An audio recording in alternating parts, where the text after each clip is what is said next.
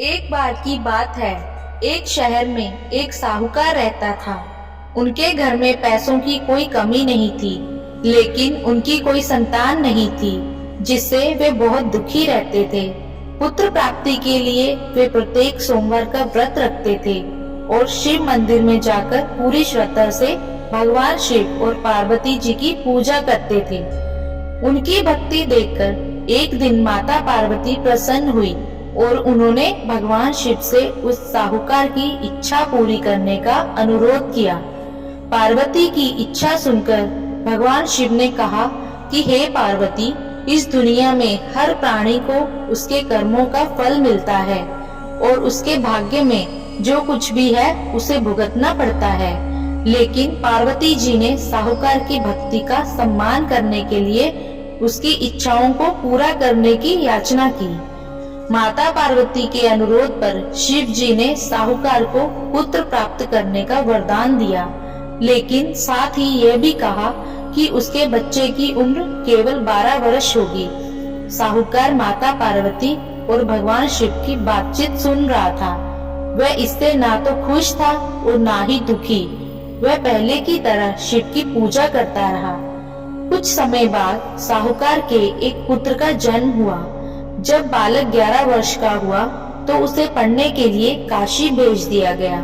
साहूकार ने बेटे के मामा को बुलाकर ढेर सारा पैसा दिया और कहा कि वह इस बच्चे को शिक्षा प्राप्त करने के लिए काशी ले जाए और रास्ते में यज्ञ करे। जहाँ कहीं भी यज्ञ किया जाता है वहाँ ब्राह्मणों को भोजन कराकर दक्षिणा दी जाती है।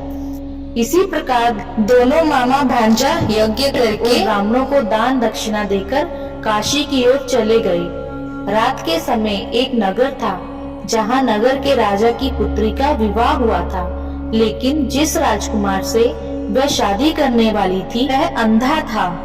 राजकुमार ने इस तथ्य को छिपाने की एक योजना के बारे में सोचा कि उसके बेटे की एक आंख नहीं है।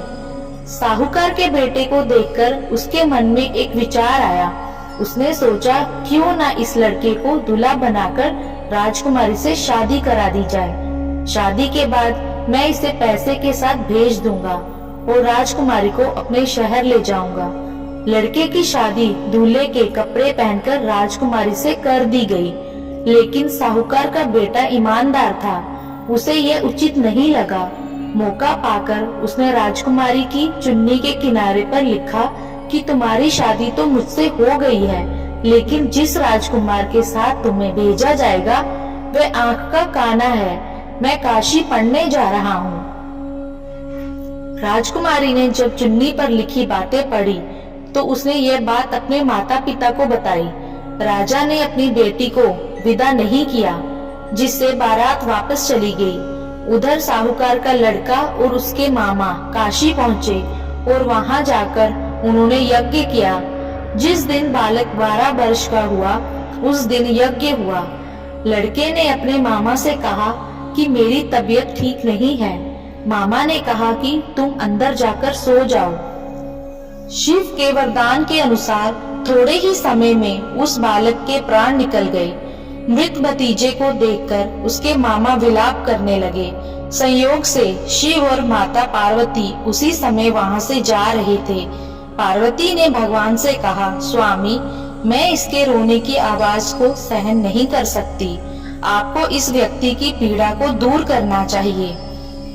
जब शिव मृत बालक के पास गए तो उन्होंने कहा कि यह उसी साहूकार का पुत्र है जिसे मैंने 12 वर्ष की आयु का वरदान दिया था। अब इसकी उम्र हो गई है। लेकिन माता पार्वती ने कहा, हे महादेव, कृपया इस बच्चे को और उम्र दें, नहीं तो इसके माता पिता भी इसके अलग होने के कारण तड़प तड़प कर मर जाएंगे।